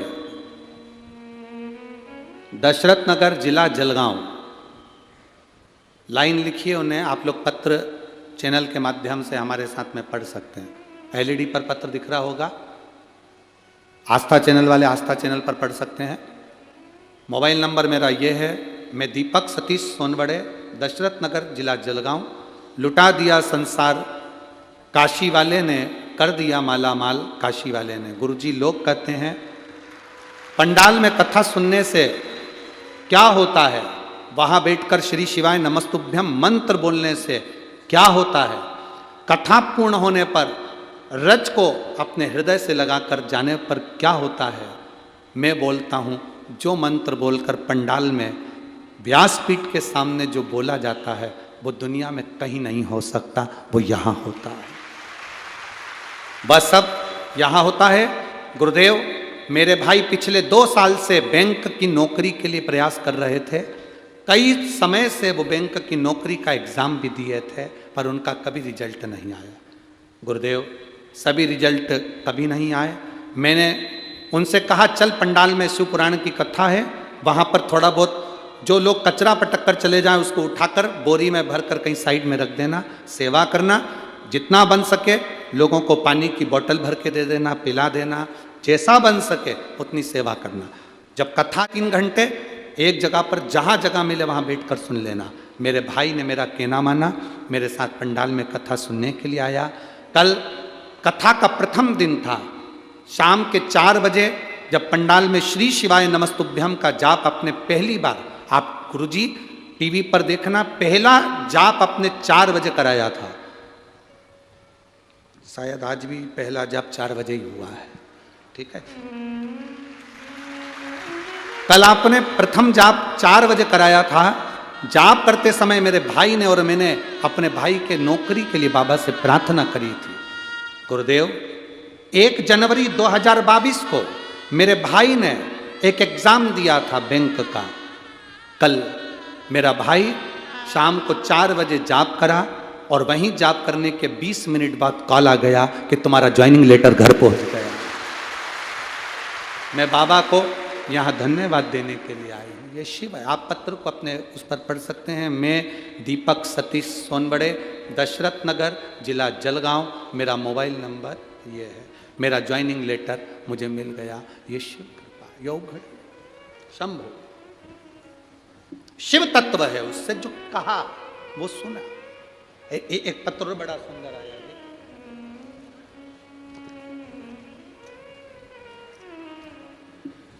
मेरा नाम स्वाति किशोर शिंदे है। पोस्ट उंदीर के जिला, क्या लिखा है? उंदीर रखे के। तुम समझ गए क्या? बस तो फिर बात खत्म हो गई। ठीक है, कहीं बैठी हैं क्या? स्वाति किशोर शिंदे कहीं बैठी हो तो हाथ हिला सकती हैं। मेरा नाम स्वाति किशोर शिंदे। आप लोग पत्र मोबाइल पर और आपके टीवी पर स्क्रीन पर पढ़िए साथ में। मेरा नाम स्वाति किशोर शिंदे है, जिनका फोटो भी लगाया गया है। अगर वो आई हों तो हाथ हिला सकती हैं, ठीक है। पोस्ट डैश डैश डैश, ठीक है। जिला जलगांव, महाराष्ट्र, तहसील पारोला, मोबाइल नंबर ये। 2022 में जुलाई के महीने में पता चला कि मेरे शरीर में गठान हो गई। गठान का इलाज चल ही रहा था कि शरीर में बहुत सारी गठान हो गई। बहुत सारी गठान देखी तो शरीर बहुत बुरा सा लगने लगा। हम डॉक्टर को दिखाने के लिए गए तो जब ख्याल आया कि इसको डॉक्टर को दिखाना चाहिए क्योंकि गले में गठान और बड़ी सी हो गई थी। दिखाया, धुलिया में सिद्धि विनायक अस्पताल में चेक कराने के लिए गए। डॉक्टर ने कहा एक गठान निकालना पड़ेगी, उसकी चेकअप होगा। गठान निकाली गई, चेकअप के लिए भेजी गई तो ब्लड कैंसर था, और ब्लड कैंसर भी 4th स्टेज का था। आप लोग पत्र में पढ़ रहे होंगे, पत्र में लिखा है 4th स्टेज का कैंसर है। फिर डॉक्टर ने कहा तुम्हें केमो लगाना होगा। फिर नासिक के श्री गुरुजी अस्पताल में गई, वहाँ भी जांच करी। जांच करने के बाद डॉक्टर ने कहा कि 6 केमो लगेंगे। फिर मैंने 2022 अगस्त में पहला केमो लिया। फिर घर आकर किसी पड़ोसन से कहा, पड़ोसन ने कहा कि मंदिर जाया करो, बाबा प्रार्थना करो, चढ़ा हुआ जल लाकर आचमन करा करो, बेलपत्र भी खाया करो। मैं वैसे ही करती गई। पड़ोस वाले कहते थे सीहोर जाओ, बाबा का रुद्राक्ष लेकर आओ। हम गए, बाबा का रुद्राक्ष लाए, विनती करी, और विनती कर कर बाबा का रुद्राक्ष लेकर जब आए, विनती कर कर उस रुद्राक्ष का वर्णन क्या करें गुरुदेव, तांबे के कलश में गलाना, शिव जी को जल चढ़ाना, और बाबा की कृपा से बाबा ने ऐसी कृपा करी। आज दूसरी बार जांच करने के लिए गई तो डॉक्टर ने कहा तुम्हारे शरीर में कैंसर नहीं है। बाबा की कृपा से मैं प्रणाम करने के लिए। ये शिव है, औघड़ी शंभू। मेरा नाम स्वाति किशोर सिंधे है। मैं ठीक है, और जलगांव, जिला जलगांव, तहसील पारोला, महाराष्ट्र की रहने वाली हूँ। और पोस्ट मोबाइल नंबर ये है। नाम तुम पढ़ लो, दिखाओ रे दिखाओ जरा चैनल वालों, गांव का नाम दिखाओ। पोस्ट नाम पढ़ो, जितने लोग टीवी पर देख रहे हो, एलईडी पर देख रहे हो, तुम यहीं से चिल्ला के बोलो कौन सा नाम है। उन्दी। अब इनने क्या लिखा है वो पढ़ो तुम पहले, तो टीवी पर हो। ठीक है, तुम समझ गए ना। हाँ ठीक है। कहाँ गिरे? उंदीर खे ले। हाँ ठीक है। शंभू शंभू। एक ने तो पत्र रुमाल पे लिखा है, धुला हुआ है? नहीं तो मालूम पड़े ऐसे ही भेज दिया हो। पत्र लिखा उन्होंने। स्वाति तायड़े, पारस से हूं, कहीं बैठी हो तो हाथ हिला सकती है। ठीक है। उन्होंने पत्र में लिखा है मुझे ब्रेन का प्रॉब्लम था, बहुत ज़्यादा तकलीफ थी ब्रेन की। ब्रेन का जब प्रॉब्लम था, डॉक्टर के हिसाब से बहुत बड़ी बीमारी थी, पर मैं बाबा को क्या वर्णन करूं।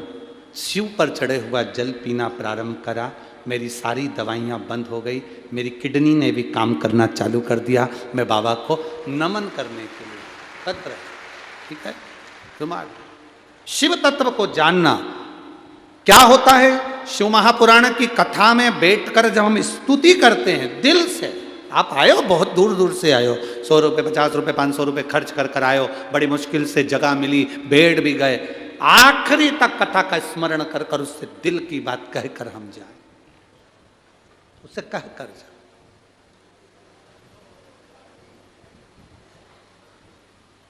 कई लोगों को चिंता भी रहती है एकदम सब छूटेंगे तो गाड़ियां ट्रैफिक में फंस जाएगी, थोड़ा जल्दी निकल लें, और मालूम पड़े ऐसे ही भगवान के यहाँ जाने में जल्दी निकल लिए तो वो तो समझ वाली बात। अब तुम यहाँ सोचो कि जल्दी आए हो, बाबा के पास बैठे हो, अपने मायके में जब जाओ तो थोड़ा समय लेकर जाओ, अपने बाप से बात तो करो, पिता से मिलो तो सही, दिल से कहो तो सही। ठीक है, समय लग सकता है, पर यहाँ तो चौधरी परिवार ने यहाँ पर प्रसाद की व्यवस्था भी करी। तुम तो आराम खाओ पियो, मस्त अपने आनंद लो, मस्त रहो। क्या किसको रोइए, शिव कथा कह रहे। ब्रह्मा जी ने कहा कि मैं इनको शिव नहीं मान सकता। प्रश्न ऐसे करो जिसका हल हो, और जिसमें विवाद खड़ा हो जाए ऐसे प्रश्न ही मत करो। जिसमें विवाद खड़ा हो ऐसे प्रश्न क्यों करना। पत्नी पति से कह दे मैं कैसी लग रही, अब ये विवाद खड़ा करने वाला प्रश्न है। वो तो कहीं कहीं का पति हो जो कह दे कि बहुत अच्छी लग रही है, एकदम जोरदार हीरोइन जैसी लग रही, तो बहुत जोरदार। वो तो कहीं का सिर फेरा पति हो और तुमने कह दिया मैं कैसी लग रही, और वो कह दे ऐसी लग रही जैसे हरी घास में भैंस चल रही, तो फिर वो दिक्कत दे जाए। फिर ऐसी तो तुम ऐसा प्रश्न करो ही काय को कि मैं कैसी लग रही, क्यों काय प्रश्न ही मत करो। ब्रह्मा जी ने प्रश्न किया कि ये तुम्हारे पिता हैं? भगवान विष्णु ने कहा मेरे पिता। अगर ये तुम्हारे पिता हैं तो इनका सिर कहाँ, चरण कहाँ है? भगवान विष्णु ने कहा सिर कंकर कंकर में शंकर है। जहां पूरे शिवलिंग में तुम जहां देख लो वहां महादेव का सिर नजर आएगा, जहां देख लो वह चरण नजर आएगा। तुम्हारा मन करे शिवलिंग में जहां तुम जानो वो सिर है, और जहां तुम जानो वहां चरण। ये तो देखने वाले पर निर्भर करता है कि उसने क्या देखा है, ये देखने वाले पर।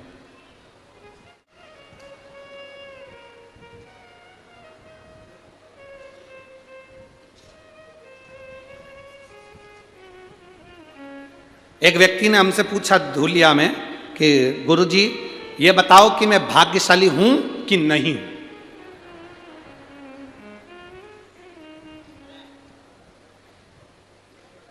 अब तुमसे कोई ये प्रश्न करे तो तुम क्या उत्तर दोगे, बोलो रे।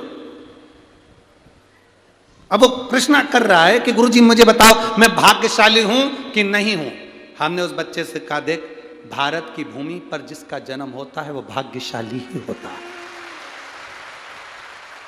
अगर भारत की भूमि पर जन्म लिया है तो तुम भाग्यशाली हो, और कहीं जन्म ले लेते तो फिर हम भी नहीं कहते कि तुम भाग्यशाली। जो भारत की भूमि पर जन्म लेता है, भारत माँ की गोद में पैदा होता है, भारत माँ की गोद में खेलता कूदता बड़ा होता है, भारत माता की गोद में रहकर सनातन धर्म की ध्वजा को लेकर चलता है, वो भाग्यशाली ही होता है। वो भाग्यशाली है जो भारत माँ की गोद में रहने के बाद भारत माता के गौरव को बढ़ा रहा हो, भारत माता के सनातन धर्म को आगे बढ़ा रहा हो। वो भाग्यशाली है जो भगवान की अविरल भक्ति में डूबा हुआ हो, और भगवान की भक्ति में डूबकर अपने परिवार को, नातों को, रिश्तों को, कुटुंब को, कबीले को चला रहा है। हम कभी ये नहीं कहते तुमसे कि तुम अपना घर छोड़ दो, परिवार छोड़ दो, नाते छोड़ दो, रिश्ते छोड़ दो, संत बन जाओ, साधु बन जाओ, तुम्हारी मर्जी पड़े तो तुम किसी गंगा के तट पर जाकर, ताप्ती के तट पर जाकर बैठ जाओ। आज तक इस व्यासपीठ से ये नहीं कहा कि घर छोड़कर तुम साधु बन जाओ, संत बन जाओ, बाबा बन जाओ, जोगी बन जाओ। अपने को नहीं बनना, जो बने वही काफी है। अपने को नहीं बनना, अपन तो जो है राम सिंह है तो राम सिंह, कमलाबाई है तो कमलाबाई रहो, लीलाबाई है तो लीलाबाई रहो। अपने को ज़्यादा बनने की ज़रूरत नहीं है। जो ज़्यादा बनता है फिर बाद में वो दुख भोगता है। अपन तो गृहस्थी हैं, भगवान का भजन करते करते अपने घर का काम करो, सबको संभालो, पत्नी बच्चे कुटुंब कबीले सबके साथ रहो। जब मौका मिल जाए तब भगवान का नाम लो। रात्रि को सोने के समय पर पलंग पर पड़े हो, उस समय पर 5 बार श्री शिवाय नमस्तुभ्यम बोलो। सवेरे उठो तो श्री शिवाय नमस्तुभ्यम बोलो। उसके बोलने का फल क्या होता है ये शिव महापुराण में लिखा। भगवान शंकर महादेव कहलाते हैं। एक बार लक्ष्मी जी भगवान विष्णु को देख लेती हैं। भगवान विष्णु तप साधना में डूबे हुए थे। तप साधना में जब नारायण डूबे हुए थे तो लक्ष्मी जी को लगा कि मेरे परमात्मा तो तप साधना में डूबे हुए हैं, मैं कहाँ जाऊँ। लक्ष्मी जी भ्रमण करती करती करती करती उस समय पर मृत्यु लोक में चली गई। मृत्यु लोक में जाकर लक्ष्मी जी एक बेलपत्र के वृक्ष के नीचे तप करने के लिए बैठ गई। अब माता लक्ष्मी बेलपत्र के वृक्ष के नीचे तप कर रहे। आपको कथा में, नासिक की कथा में एक बात कही थी, कहीं पर जाकर भगवान का भजन करते हो, घर में बैठकर भजन कर रहे हो, दुकान में बैठकर भजन कर रहे हो, तीर्थ में बैठकर भजन कर रहे हो, पंडाल में बैठकर भजन कर रहे हो, सब जगह जहां बैठकर भजन कर रहे हो, तप कर रहे हो, मंत्र जाप कर रहे हो, उसका फल अगर बेलपत्री के वृक्ष के नीचे भूल से भी आपके मुख से एक बार श्री शिवाय नमस्तुभ्यम निकल जाता है, पंचाक्षर मंत्र नमः शिवाय, षडाक्षर मंत्र ओम नमः शिवाय निकल जाता है, तो ये समझ कि आप 12 ज्योतिर्लिंग में बैठकर भगवान का भजन कर रहे हो। 12 ज्योतिर्लिंग में बैठकर भगवान का भजन कर रहे हो।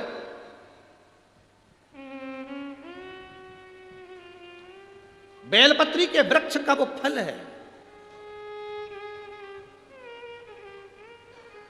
जब हम सीहोर जब कथा दी जाती है तो यजमान परिवार को कहा जाता है कि देखो जहाँ पर आप व्यासपीठ बनाएं वहाँ व्यासपीठ के आसपास में कहीं पर कुछ रखो ना रखो, पर एक बेलपत्री का पौधा जरूर रखना। क्यों? क्योंकि बेलपत्री की साक्षी में जब शिव महापुराण की कथा इतने लोग एक साथ बैठकर श्री शिवाय नमस्तुभ्यम कहते हैं तो 12 ज्योतिर्लिंग में जो जप करने का फल मिलता है, बद्री केदार में जो जप करने का फल मिलता है, द्वारका सोमनाथ में जो जप करने का फल मिलता है, रामेश्वर जगन्नाथ में जो जप करने का फल मिलता है, गंगा गोदावरी में स्नान करने का जो फल मिलता है, वो पंडाल में बैठकर श्री शिवाय नमस्तुभ्यम बोलकर फल प्राप्त हो जाता है,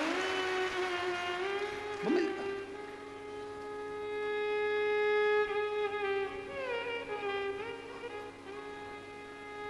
शिव कथा कह रही है, लक्ष्मी जी जाकर बैठ गई बेलपत्री के वृक्ष के नीचे, और माता लक्ष्मी जब बेलपत्र के वृक्ष के नीचे जाके बैठी, माता लक्ष्मी जब बेलपत्र के वृक्ष के नीचे बैठी तप करना प्रारंभ करा। अब तप लक्ष्मी जी को तो इतना स्मरण में नहीं था, उन्होंने केवल मंत्र का जाप करा, केवल मंत्र का जाप।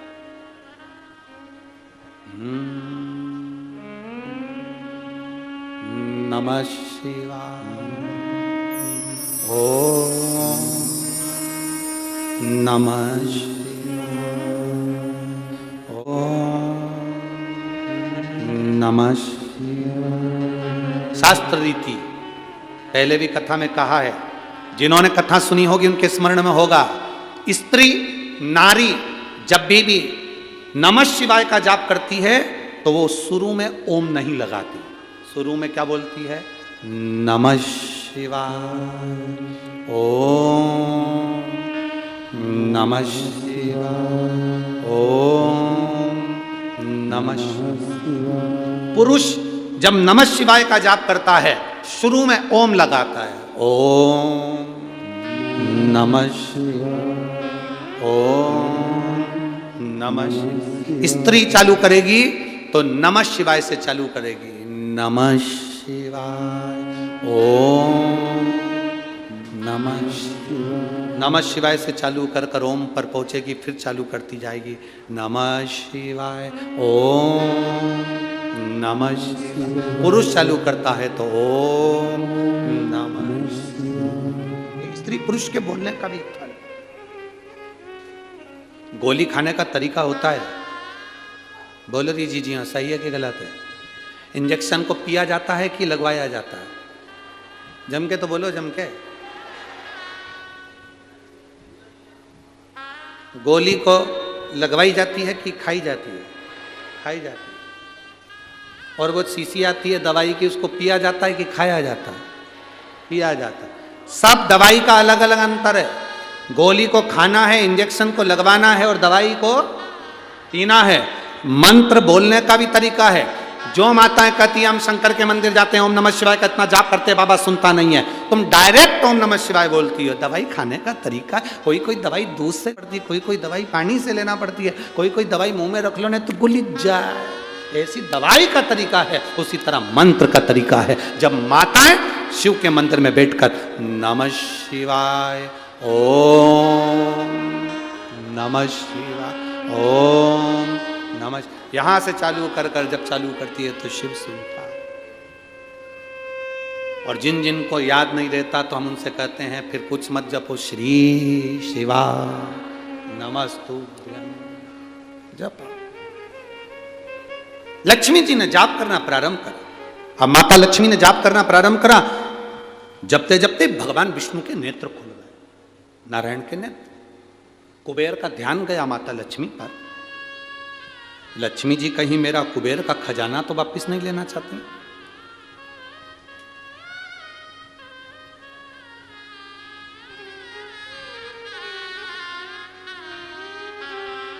टेंशन है।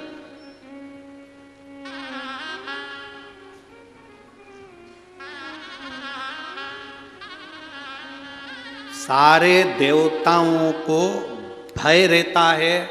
इंद्र को भय है मेरा सिंहासन ना चले जाए, कुबेर को भय है मेरा सिंहासन ना चले जाए, गरुण वरुण को भय है मेरा सिंहासन ना चले जाए।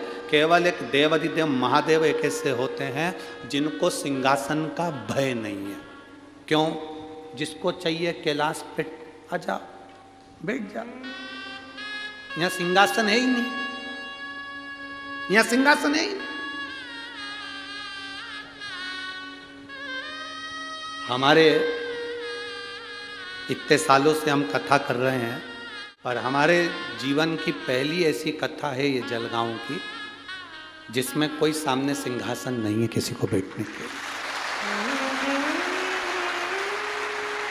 यहाँ माननीय पालक मंत्री जी भी बैठे हैं तो वो भी नीचे बैठे हैं। यहाँ के आमदार खासदार भी अगर आए हो तो वो जमीन पर ही बैठे होंगे। यहाँ का कोई अधीक्षक भी आया हो, ये शिव भक्ति कहते हैं इसको, इसको शंकर की भक्ति,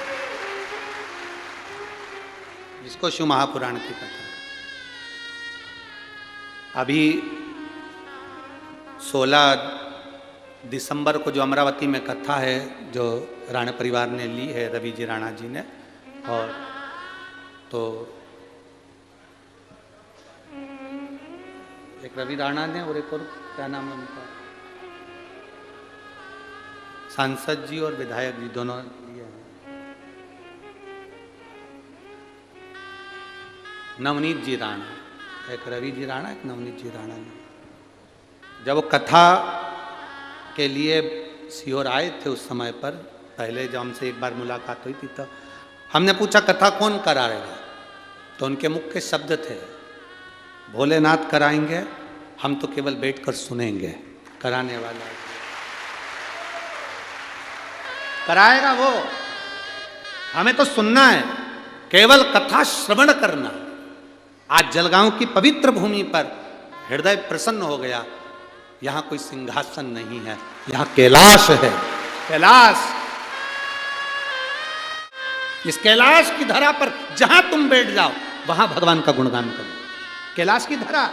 और आप देखिए, आप अंदाजा लगाइएगा, 5 तारीख से कथा चालू हुई है, 2 तारीख 3 तारीख 4 तारीख जो निकली होगी, 1 तारीख से अंदाजा लगा लो, 1 तारीख से 5 तारीख के बीच में भोलेनाथ जी ने पूरी जमीन को पहले धो लिया, साफ कर लिया, अच्छे से सफाई कर ली, सफाई कर कर साफ करके दबा के बैठे।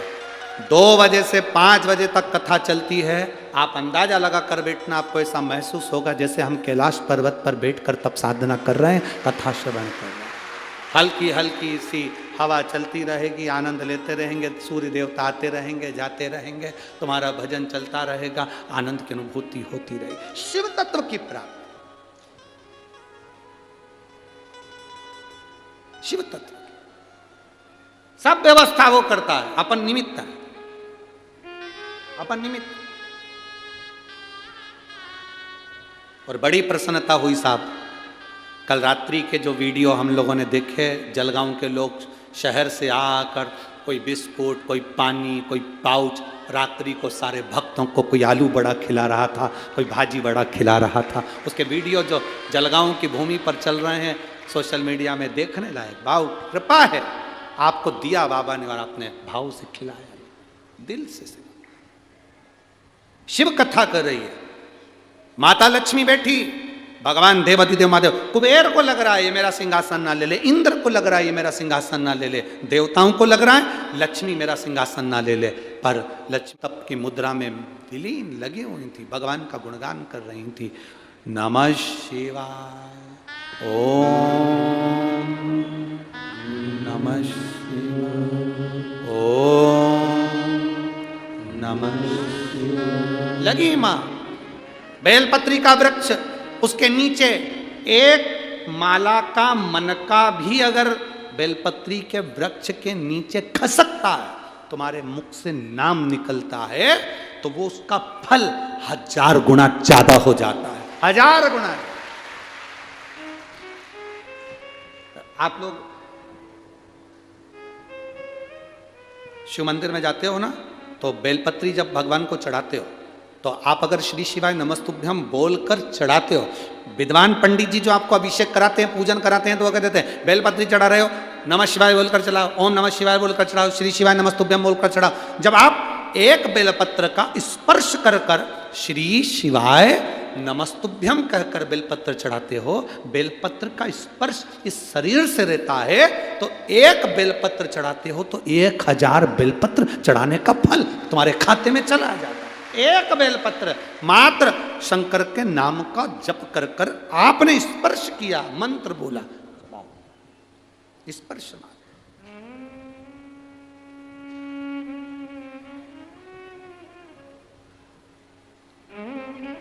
मात्र स्पर्श। शिव कथा कर रही है, शंकर भगवान प्रसन्न हो गए, लक्ष्मी जी के सामने प्रकट हो गए। लक्ष्मी जी के सामने, मांग लक्ष्मी तुझे क्या चाहिए? लक्ष्मी जी कहती हैं मैं तो मांगने के लिए तप ही ना करूं। कल कथा में कहा था जो मांग कर देते हैं वो देव कहलाते हैं, जो बिना मांगे दे देते हैं वो महादेव कहलाते हैं। महादेव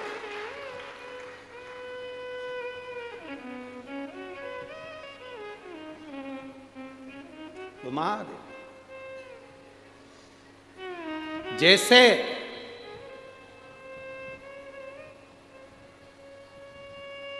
घर में सब हो, मायके में सब हो और मां नहीं हो, तो मायका कहलाएगा क्या? जम के बोलो जरा। मायके में भाई हो, भाभी हो, पिता हो, बहनें हो, पोता पोती, नाती पंती सब हो, मायका उसको कहते हैं मायका। मायका मतलब माँ का घर। उसको मायका की जगह ये नहीं कहते पिता का, उसको कहते हैं मायका मतलब माँ का घर। घर में सब हो, मायके में सब हो और मां, तो वो मायका नहीं कहलाता। मायका नहीं कहलाता। घर में सब हो, मायके में सब हो और मां नहीं तो सब बेकार है। मां नहीं तो सब बेकार। घर में, मंदिर में घर के सब हो घर के मंदिर में, सारे देवता, पर मेरा महादेव नहीं तो वो मंदिर नहीं कहलाता। मंदिर नहीं। तुम्हारे भले तुम हरि विठ्ठल को भजो, भले तुम पांडुरंगा को भजो, श्रीनाथ जी को भजो, चाहे वेंकटेश भगवान को भजो, चाहे तुम दत्त को भजो, चाहे तुम देवी को भजो, चाहे तुम गणेश को भजो, पर तुम्हारे छोटे से शिवालय में, तुम्हारे छोटे से मंदिर में, तुम्हारे घर के छोटे से उस मंदिर में, देवालय में एक छोटा सा शिवलिंग जरूर होना चाहिए। छोटा शिवलिंग जरूर। शिवलिंग ना हो तो नर्मदा का कंकर हो, नर्मदा का कंकर ना हो तो शंकर रूपी कंकर तुम्हारे यहाँ हो, पर हो जरूर। बिना शिव के देवालय खाली, बिना शिव।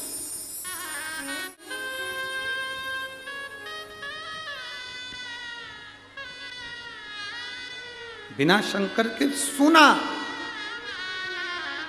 सब सुना। लक्ष्मी जी से कह रहे हैं भगवान भोलेनाथ मांगो तुम्हें क्या चाहिए? लक्ष्मी जी के मांगना नहीं, मैं मांगने के लिए तप नहीं करी। क्यों करा तप, किस लिए करा तप? मैंने मांगने के लिए तप नहीं करा, तो फिर किस लिए? तो कहा बाबा मैं तो बस, मेरे पति तप साधना में लगे हुए थे, मेरे पति तप साधना में डूबे हुए थे।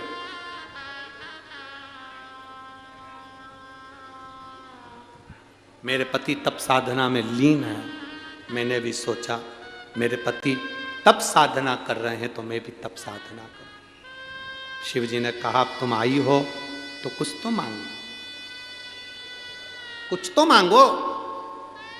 लक्ष्मी जी ने हाथ जोड़कर कहा आप मुझे देना चाहते हैं तो इतना दे दीजिए कि मैं आपके इस बेलपत्र के वृक्ष के नीचे आपकी जिंदगी भर आराधना करती रहूं। ये वर मुझे दे दीजिए, जिंदगी भर आराधना। शिव ने तू कह दी। लक्ष्मी जी ने प्रणाम किया। शंकर भगवान का भी मन संतुष्ट नहीं हुआ। खाली ना जाता कोई दर से तुम्हारे, खाली न जाता कोई दर से तुम्हारे, मैं भी खड़ी हूँ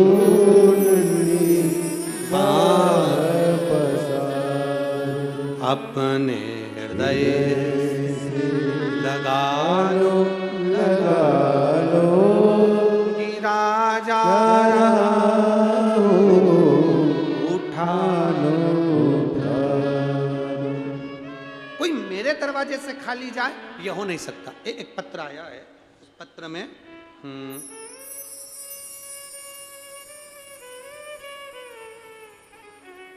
मैं वैष्णवी ललित पाटिल, खेड़ी, जलगांव। कहीं बैठी हैं, हाथ हिला सकती है। आप ही हैं? बेटी आई है साथ में? ले आओ इसको, ले आओ।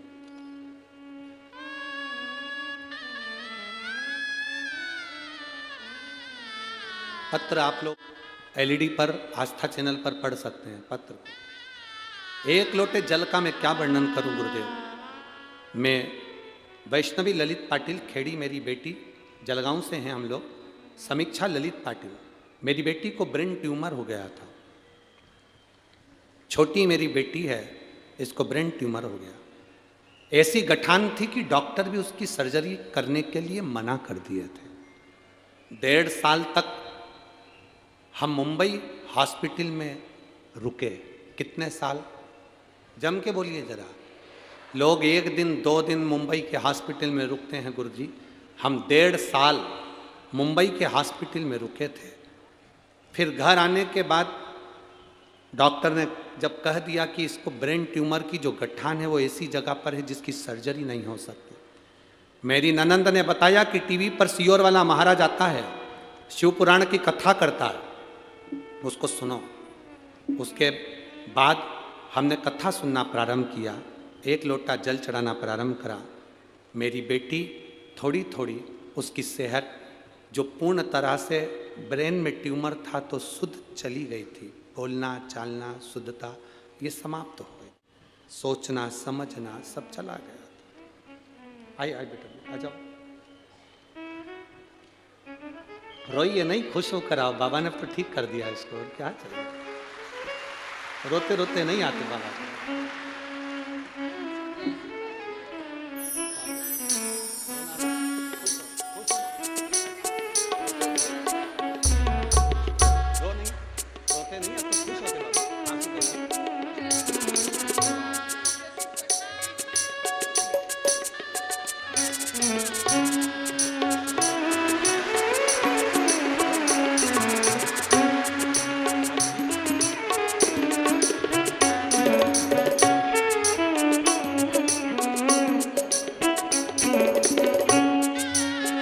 साल की थी तब से प्रॉब्लम थी, ब्रेन ट्यूमर था, शुद्ध नहीं थी, ध्यान नहीं था, बोलना चालना सब चीज़ें चली गई थी।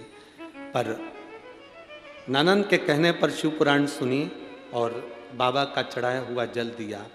बीच में 21 नवंबर को इसके पेट में दर्द हुआ तो गांठ मालूम पड़ी। अभी 21 नवंबर को जब गांठ मालूम पड़ी, वापिस गांठ दिखी तो हमने फिर जांच कराई तो सोनोग्राफी में गांठ थी। हॉस्पिटल दिखाने के लिए जाने लगे तो बाबा से कहा, बाबा बेटी तेरी है, आज से तुझे दे दी। जब ये शुद्ध नहीं रह रही है फिर गठान बता दी। हम बाबा की बेलपत्र लाकर इस बेटी को शिव जी के मंदिर को देकर और बाबा की जांच कराने के लिए गए। डॉक्टर ने दूसरी सोनोग्राफी करी तो गठान गायब थी। बाबा को प्रणाम करें।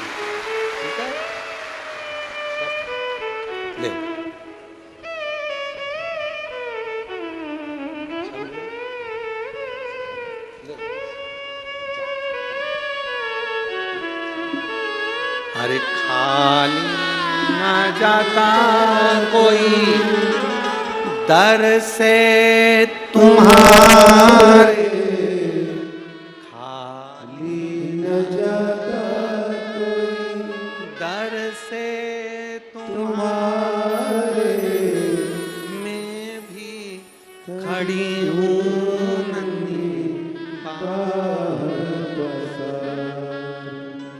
अपने हृदय लगा लो, गिरा जा रहा उठा लो, भोले अपने अब तो न टारो, गिरी जा रही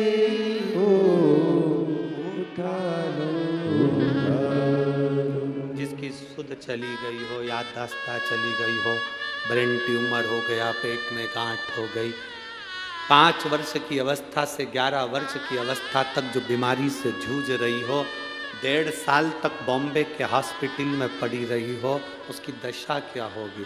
पर एक लोटा जल सारी समस्या का हल। माँ ने एक लाइन लिखी है, मैंने बाबा की शिव महापुराण की कथा को प्रणाम कर कर हॉस्पिटल लेकर गई थी दूसरी बार, और बाबा ने मेरा निर्णय सही लगा दिया और मेरा रास्ता लगा। आप आयो शिव की मर्जी से कथा के पंडाल में पहुंचे, शिव की मर्जी से। जलगांव वालों के तो भाग्य जागे हैं जो शिव पुराण की कथा सुनने के लिए मेरा कुबेर भंडारी यहां जलगांव पहुंचा है, भाग्य।